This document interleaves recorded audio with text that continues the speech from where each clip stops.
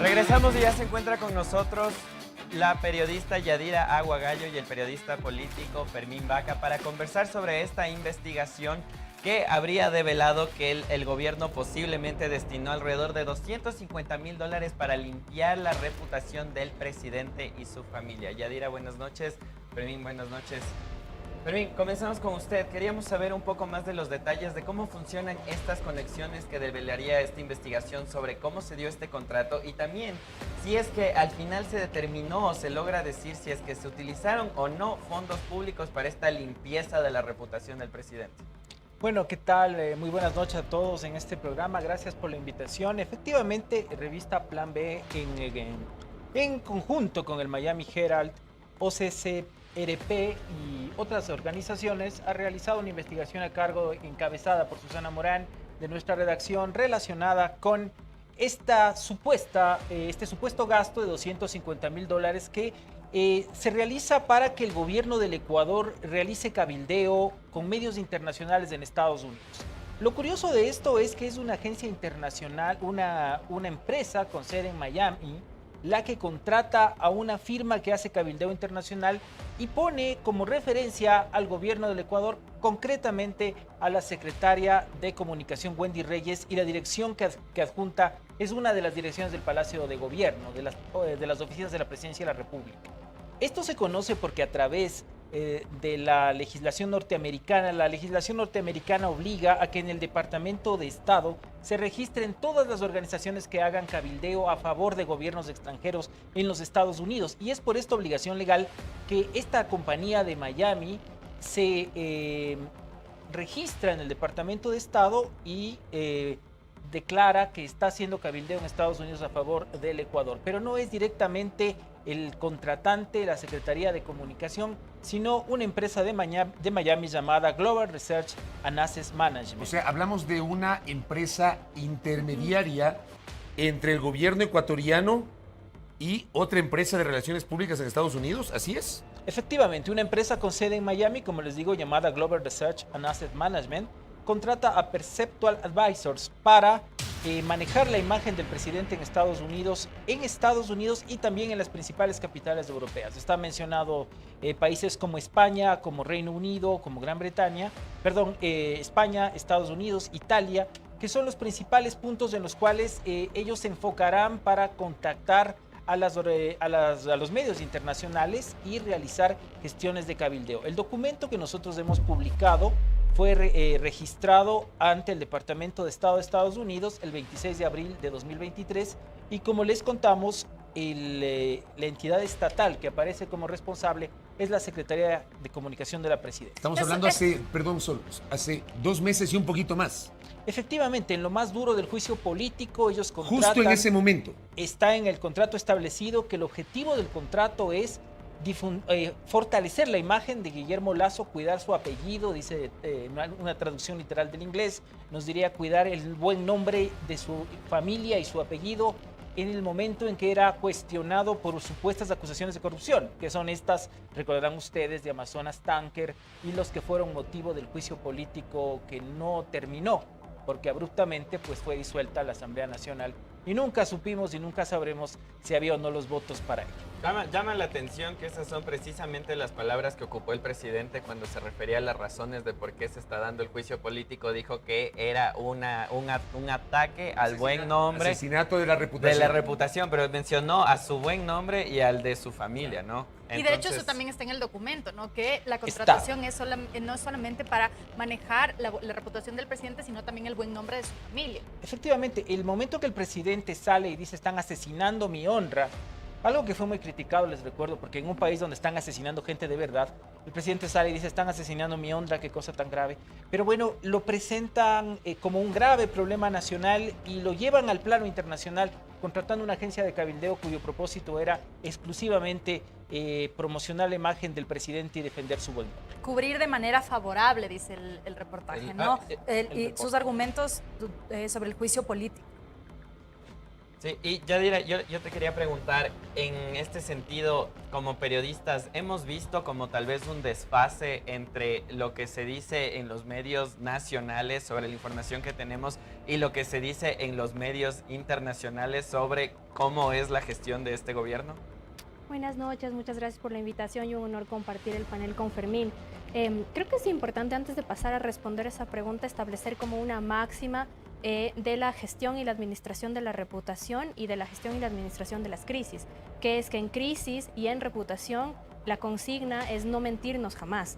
Entonces, eso es fundamental saber, porque el momento en el que una estrategia direccionada para recomponer o mejorar la reputación o la imagen de un actor político, en este caso de un gobierno, debe considerar que hay cosas que no se pueden tapar con el dedo y que una estrategia de recomposición de la reputación tiene que ser absolutamente integral.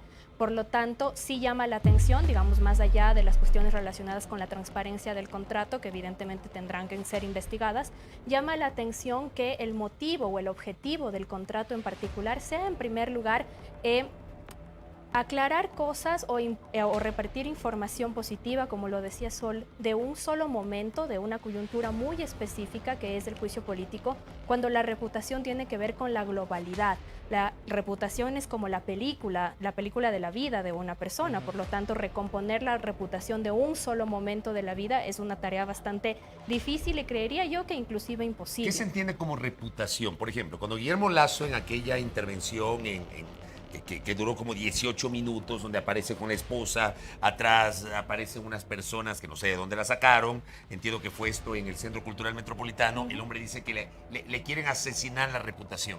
¿Pero qué es la reputación? ¿Cómo se entiende la reputación, Yadira? La reputación se identifica o se entiende como el activo intangible más importante o fundamental que tiene una persona, una organización, un gobierno, una empresa pública, una empresa privada, es decir, ese intangible, porque no se puede cuantificar, no se puede tocar, no se puede medir 5 metros de reputación o 15 litros de reputación, es intangible, pero es el intangible, el activo intangible más importante que tenemos como actores, como organizaciones, ya sea en la esfera de lo público y en la esfera de lo privado. Así se define la reputación.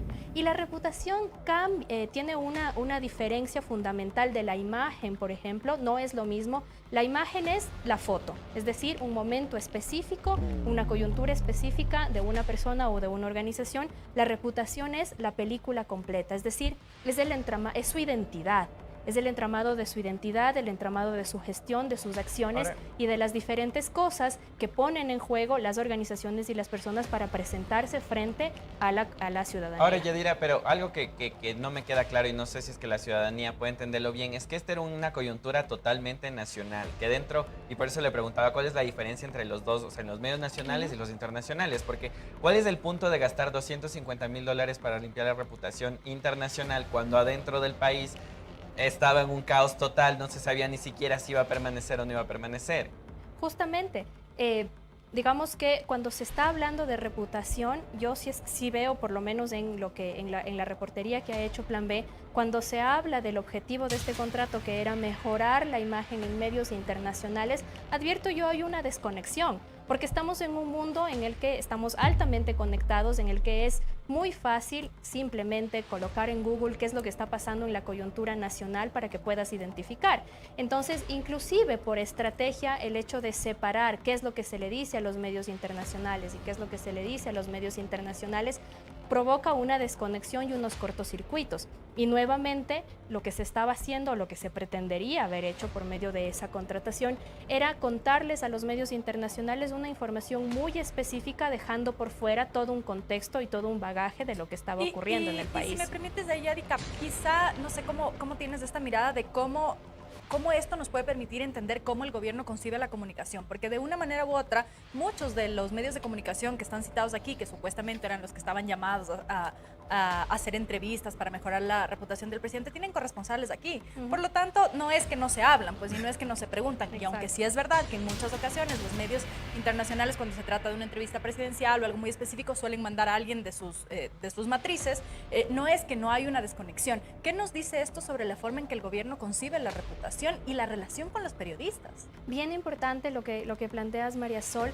porque en este sentido de que en crisis y en reputación y en comunicación no nos decimos mentiras, y esa es la máxima, ¿no es cierto? El pacto es no mentirse, lo dice Mario Riorda, que es uno de los grandes teóricos y también de los grandes administradores y gestores de la reputación en América Latina. Pensé que ibas a decir administradores de la verdad, casi me da un ataque. De la reputación.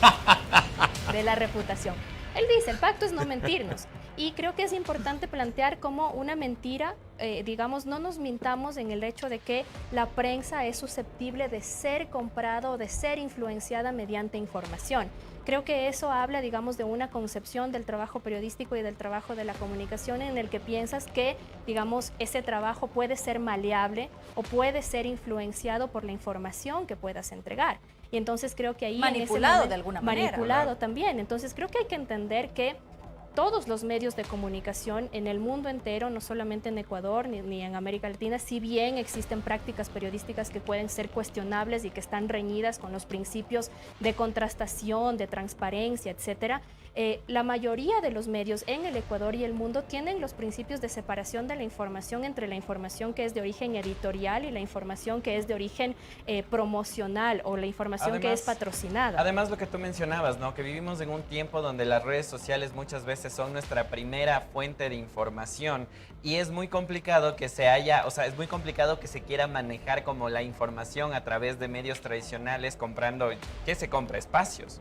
Probablemente, pero volvemos, digamos, nuevamente O a probablemente es, perdón que te corte, Yadira, esta idea de llamar al periodista y decir, te voy a dar la exclusiva de la entrevista y puedes hablar de estos temas y de estos temas. no le preguntes tal orientado cosa. específicamente y cuando son medios internacionales, quizá el no conocimiento a profundidad de la realidad del país permite, creo que tenemos que ir a una pausa. Sí, ya le tenemos veo que ir a a una pausa, la pero Vale regresamos haciéndonos señas. regresamos con ese punto para saber más también sobre la investigación y qué significa cuidar la reputación de un presidente. Regresamos a nuestra conversación con Yadira Aguagallo y Fermín Vaca sobre esta investigación que se hizo sobre esta cabildeo que habría pagado el gobierno para limpiar la reputación del presidente y de su familia. Y Fermín, yo tenía una pregunta que se habla en la investigación, pero que me parece que es un dato que es súper importante, de dónde vinieron los fondos, porque de qué estaríamos hablando, de qué problema estaríamos hablando si es que ese dinero, los $250,000, se pagaron con fondos públicos.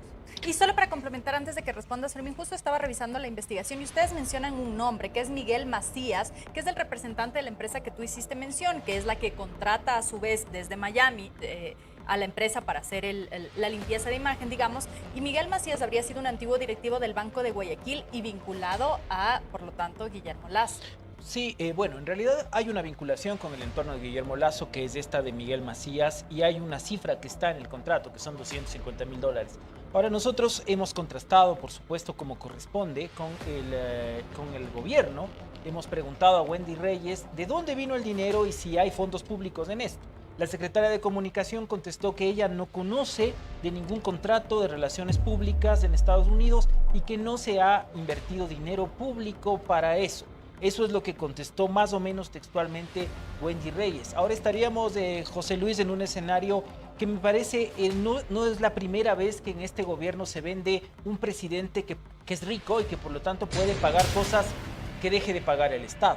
Es decir, estamos hablando de un presidente cuyo entorno presume de que el presidente paga las comidas de Palacio, que viaja en un avión privado en vez de usar el avión de la Fuerza Aérea, y que no sería nada raro que también mañana digan, bueno, este ha sido dinero del presidente, por eso lo ha contratado una empresa cercana a él, y es al parecer lo que dan a entender, porque miren, hasta el día de hoy, y nosotros hemos solicitado más información a la Secretaría de Comunicación de la Presidencia, no nos contestan si hubo o no fondos públicos en este asunto, porque se volvió costumbre esto, que un presidente que como es millonario, pues paga las comidas, paga los aviones, paga los viáticos, etcétera. No sería nada raro que en algún momento contesten que también pagaron esto. Pero algo que sí tenemos que notar es que de esta investigación sale un pedido de investigaciones por parte de los congresistas demócratas al presidente Joe Biden de Estados Unidos, que piden que se investigue. ¿Cuáles son esos vínculos que el Congreso está interesado en que se investiguen con Guillermo Lasso?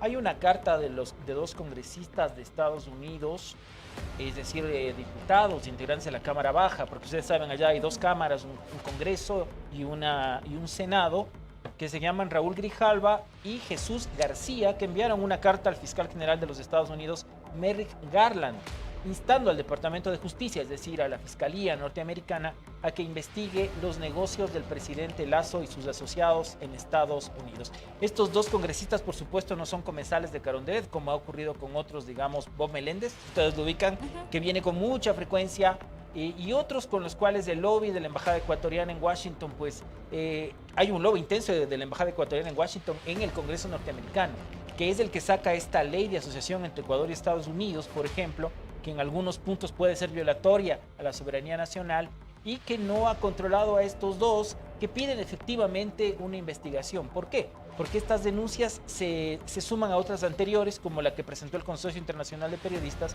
que señalaba la presencia de offshores, en donde estarían en Estados Unidos parte del patrimonio de Lasso. Estamos hablando de Panama Papers. De Pandora Papers. De Pandora Papers. Pandora Papers. ¿Cómo se desborda esto ya a nivel de comunicación? Porque la presencia de dos congresistas significa que no es algo para tomar a la ligera. ¿Y qué implicaría el hecho de que el presidente o el argumento presidencial sea no utilizamos fondos públicos, por lo tanto no hay peculado, pero sí hay un escrutinio público porque sigue siendo una figura pública? No, evidentemente, y creo que cuando eres un actor político y una figura pública, no solamente tienes que parecer, también tienes que ser. Entonces ahí hay unas grandes incongruencias en, digamos, en cómo se estarían diversificando las narrativas alrededor de este hecho en particular y, digamos, puede ser como una especie de continuidad de cómo ha sido el manejo narrativo precisamente del gobierno en los años en los que ha estado en la presidencia. Así es, y quería retomar un poco tus palabras, Yadira, ya lo que decías es que en las crisis no podemos mentir.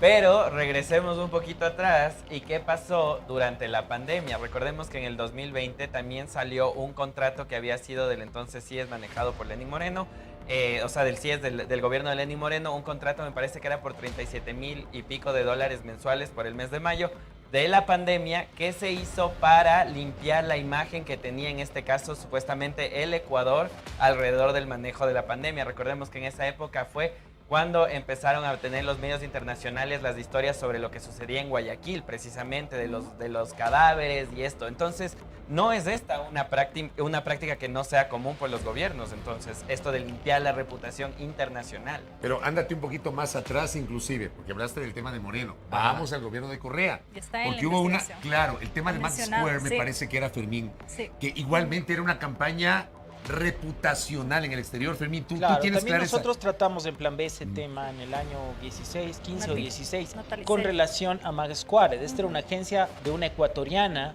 con sede en Nueva York que recibió casi 7 millones de dólares para hacer más o menos un cabildeo similar, aunque en ese momento, recordarán ustedes, Correa estaba empeñado en esta cuestión de la campaña de la mano sucia de Chevron, es decir, venderle a Hollywood que Chevron había destruido la Amazonía ecuatoriana y que la sentencia que ningún país serio ha acatado era válida. Entonces en eso se gastaron más o menos 7 millones de dólares, pero hay una diferencia sustancial. El contrato entre esta agencia del Ecuador, de esta persona ecuatoriana llamada Mag Square y el Ecuador se firma a través de la Embajada del Ecuador en Washington. Natalie Natalie Celi, ¿no? Celi, que era la embajadora, firma el contrato y entonces, bueno, uno dice, ok, la embajada contrata una agencia de cabildeo y le firma. Este no es un caso similar.